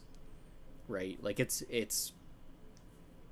not great, but like it's also like, but at the same time, when I think that's kind of where I'm torn on Rent because like when I think about it, I do have positive high school memories that are tied to that. Mm-hmm. But when I think about it objectively as a piece of work and as a piece of art, I do have problems with it. Right? Fair enough. And like the song, and I'm not even just talking about like the songs I still find are catchy. It's funny because like Prosser hates Rent, like to a passion, so much so that I actually like I'll just say a line from a song Yeah. and he'll just get mad at me, and that's because he in college had to work on Rent. Like his entire theater class, they worked on a production of Rent. Oh, okay. And it basically they had to listen to Rent all day long for like a good few months, and so it got to them really really emotionally. So I'll troll him by playing some Rent here and there, Nice. just to get a bit just to get a bit of a rise out of him. Just to get a Like, rise out of him. I don't even have to play anything. I'll just be like, say something like, "Who do you think you are, barging in on me and my guitar?" And he's like, "Ah!" Just throws the table. Yeah. Or I'll Okay. ask him like, I'll ask him how many, how do you measure a day in the life? Or I'll just reference the number of like, oh, how much is this thing? Is it $525,600? Like, it's a hobby now at this point. It's Just it's to mess fun. with him. No, Yeah, I get but you. like, or I'll ask him if he wants to open up a restaurant in Santa Fe. Like it's Yeah. literally name a song and you could just a restaurant in No, that- Santa Fe. I'll start singing to him and he just gets mad. But again, like so the songs I don't mind. They're catchy and they're fun, but when I look at the story and I look at just the message that it tries to present, that's where I struggle with it. That's where I have a problem with it. But people love it. People think it's great. Interesting. That'll be an interesting discussion to have. Right? Because you For want to sure. get At one into point, it now. I'll have to rewatch it again because I haven't watched it for quite a while now. But yeah, no, it'll be interesting. That's for sure. How about you, Matt? What do you love? And Oh hate? yeah, me. Did I answer? I can't really remember. Yeah, no. So there's definitely movies that I loved and hated, where, again, I guess I'm more like you. I don't necessarily love or hate them. They're It's like or weaknesses. dislike, right? Well, yeah, it's like or dislike, and it's whether did their weaknesses, because we know all films have weaknesses at the end of the day, right? Did their weaknesses ruin the experience for me, or was I able to be like okay with them, like that's where they are, but that's okay. And there are ones that people have the opposite opinion on me. Not too many, but there's definitely a few.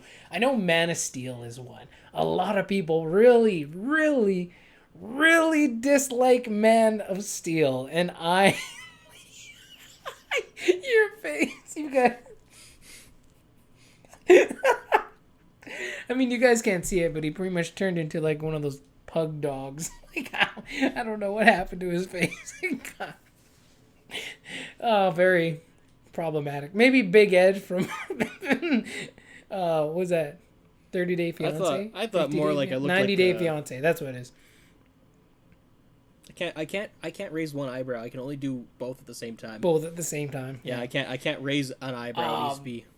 And there we go, right? Like there's a film for sure that me and you stand on like both ends of the spectrum on. And I would say you're with the majority. Most people I talk to about Man of Steel, they're not a fan.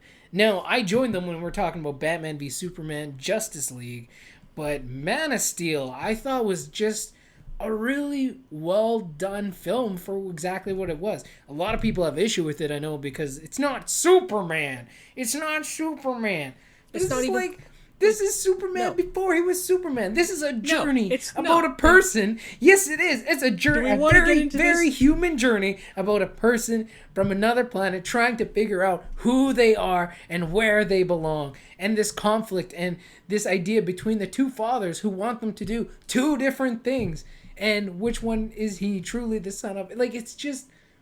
It's figuring out, it's a journey to find out who he is and where he belongs and his place in the world. And no, it's not going to be all sunshine and rainbows. Like, there's a lot of like hard human elements in there, but there's so many moments in that movie that are just, they're money. And again, for me, I guess it's probably the more human elements, those type aspects. And we'll talk about it, I'm sure, one day where we can debate a little bit longer. We'll do a whole episode on it. But no, for me, one of the movies I've really enjoyed is Man of Steel. Man of Steel. And again, I know people dislike it. And it was... Again, we'll get it. I think we'll get into it on a different day because, like, I have very strong opinions on it. But I don't know if we want to spend another hour here. No, we don't want to spend another hour today. But, you know, one day we'll battle it out. One day we're going to battle it out. We'll do a whole DC... We'll do a DC special after the Star Wars one. Yeah. Or in between. I don't know. We'll figure it out. We'll do some DC stuff. Then on the opposite end of the spectrum, I would say, I think while Rise of Skywalker is divisive, I would say a majority of people liked it more than like Last Jedi, which was incredibly... Last Jedi seemed to be more people disliked it, but I think Rise of Skywalker, most people really enjoyed Rise of Skywalker, and I was not one of them. Just for a lot of issues, again, once we get to Rise of Skywalker, I'm sure we'll talk about it, because there's a whole list of things that I got problems with that movie. It has a lot of problems that I just couldn't overlook. Narratively, from character arcs to execution, from the writing, from the plot, like just... There's so many things to just blind luck. I'm okay with characters in movies having moments where they're lucky and that's what drives the plot forward. That's okay, like once, maybe twice in a movie. But when it's happening every moment, you're just like, no one's that lucky. And if you're just using luck and not actual, events or moments or skills or things to move the plot forward, then to me again, I guess subjectively, that's not great writing. That's not great storytelling. When they're like, they're in this situation, but luck showed up and they're free. Oh, but now they're in this situation. Oh, and lucky for them that happened. Like, when luck is the key hero of your movie, I have an issue with that. And that's how I felt that movie was, most of it. But again, we'll talk about it. It had a lot of problems that I just couldn't overlook. So one of the movies I disliked a lot was Rise of Skywalker, that everyone else seemed to actually quite enjoy. I mean, there's still a lot of people who dislike it too, but I'd say the majority more people hate it than love it.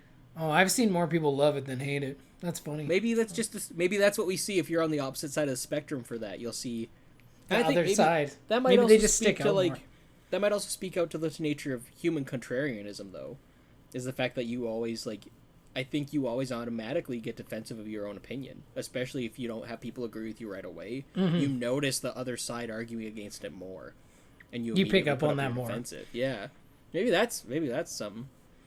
Yeah, definitely maybe part of it, but I think we can all agree, whether it's your movies or my movies, we subjectively enjoy them or dislike them, but other people don't have that opinion. And at the end of the day, that's okay. The world keeps on spinning, man. The world just keeps on spinning. I mean, I think we've threatened to cancel this podcast too many times about us disliking the same movies, but or different movies. But I think we won't. We won't make the joke about canceling the podcast this time. No, just for the sake of the argument. That would go against everything we've just talked about. Like, we're canceling this. It's over. Yeah, we can't do that. We can't do that. We'll just spend the next 70 to 100 years of our lives trying to convince the other to change their mind. That's it. That's the fun, man. That is the cycle that we are in. We are forever connected. This is what happens when unmovable objects or an unstoppable object meets an unmovable force. God damn it. I screwed it up. Never mind. Forget it. We're just going to go right to the end. That's our discussion on subjectivity. Anyway. No, it's unstoppable force meets an unmovable object. So... Well, okay. So what's the difference? No, it's the same. It's not the same, but anyway. So, Matt, what's next for you? In general, I just want to say I've enjoyed the discussion. Like, it's very different than anything we've done before. It's very theoretical. It's a lot of I feel like it's just going to be a lot of people like skipping through, being like, are they finally going to settle on a thing, or are they just going to say objective and subjective like for 2 hours? And here's the thing: you never can really. It's hard to settle on these types of things, right? Because it's just. There's so many layers of gray, and there's so many different factors. Someone else can, like, if we had a third person in this discussion, they'd be bringing in some other different factors into the discussion as well. So it's just, but it is fun to talk about. It is fun to think about. It is just good to discuss, and that's, honestly, as people, that's how we learn more about each other, how we grow, and how we can be, I guess, a bit more connected. And by not talking about these things and just shutting them down, then it's just, that hurts us. Like I said, As storytellers, as artists, we have everything to gain from learning new things and seeing new viewpoints. It can do nothing but make us better. And I think that's just in the human race in general.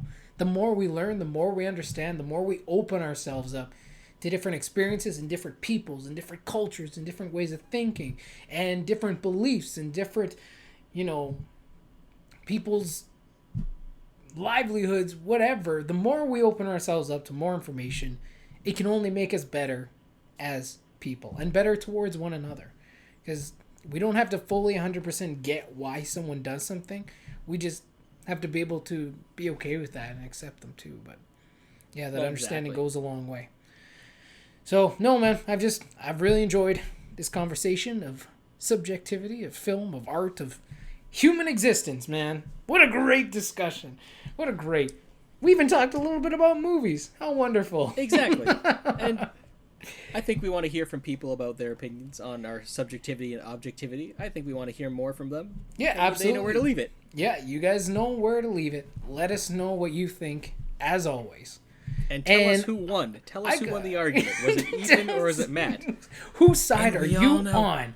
We all know the answer was Ethan, because he's your favorite. Yeah. Go with him. Whose side are you on? And yeah, I gotta jump back in there and get back on the comments. Just with everything going on in the world too. I've been neglecting that a little bit. I gotta get back there and talk to my people too. But yeah, no, it's good. What's next for you, bud?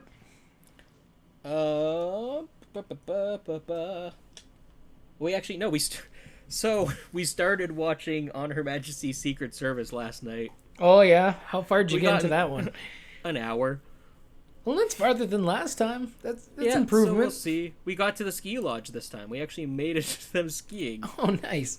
So, yeah, So we'll see about that. Then we're going to start. We actually also watched Austin Powers, the first Austin Powers, a couple nights ago. Nice. After we watched Last Airbender, I needed a palate cleanser. So we did that one because it's like the safest, like... It was just good. So we're probably going to keep watching Austin Powers and James Bond. We're really... The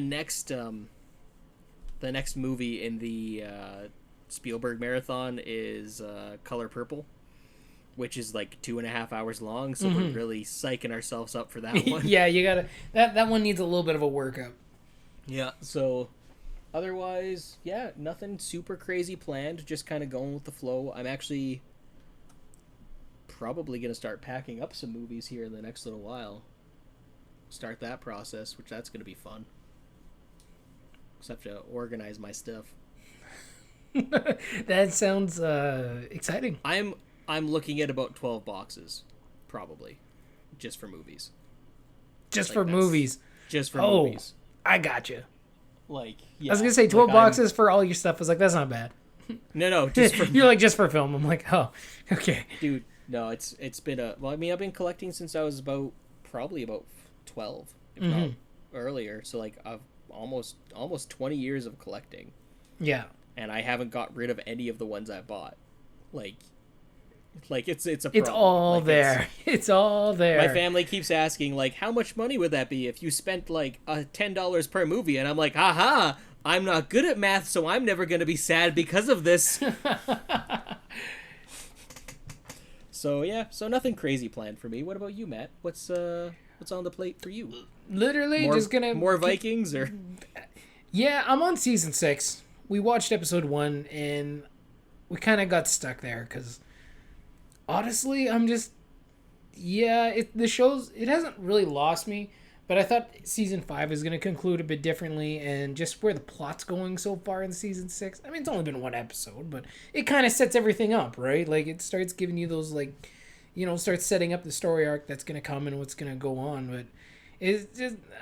it's not as interesting, and the characters aren't as interesting as when the series started. So, and it's, again, like I said, completely different... almost completely 100% different cast of characters now than where the show started. So it definitely has lost my interest. So we'll see if I get back into it. We'll see. I know a big thing for me is I don't know how many movies I'll watch, but I'm still playing The Last of Us Part 2. So we'll see if I can get that one finished up between right? the last one. Yeah. That's a big one for me because I'm really, really digging the story. I'm having a great time. And I can see right now just the part I'm at where it's losing people, but yeah, right now though it's just I'm still enjoying it, having a great time, and we'll see if I'm still alive. I might just get scared. Sometimes I feel like I just get too scared, just fall over. It's also a game I'd love to stream. I would love to stream because I think people get a kick out of it. Like, I'm just like, I can't do it, man. I also feel like I need people to talk to, you know what I mean? Like, so I'm not by myself, but we'll see how it goes. Anyway. Yeah, man. Yeah. Sounds like it's still going to be a good week. Yeah, it'll be a good week. It'll be a good week. And, yeah, no, man. I gotta say, I'm stuffed. It's a great discussion. Always a pleasure to talk to you. Always a pleasure. And you guys know, too, for our other projects and things we're working on, all the links down below. All the links for the audio podcast, if you want to listen to those, too. All those links are down below. You can go check them out at any point in time that you like. Remember to leave your comments, stuff down below, and your opinions, your thoughts, everything we've been going through. And, yeah, that's pretty much it. That's all I gotta say about that. What's that Forrest Gump? What's he say? That's all I gotta say about that. You're the one who loves Forrest Gump more than I do. So yeah, I guess so. I think that's how it goes. I haven't watched it for a while, but anyway, life is like a box of chocolates. You never know what you're gonna get, and that's the same as a feast of films. You never know what you're gonna get. Hey, we don't either usually, so... That's the fun part, man. That is the fun part. Anyway, this has been A Feast of Films, episode 9. I'm Matt Black. I'm Ethan R. Hill. And we will see you guys later. Bye-bye. So long. Toodaloo. And we don't have a song to sing this time. All right. Oh! Ethan, help me out here. Help me out. 5,000, 2,500. God damn it. 525,600 minutes. There we go. 5,000, 2,500. No, 525,000.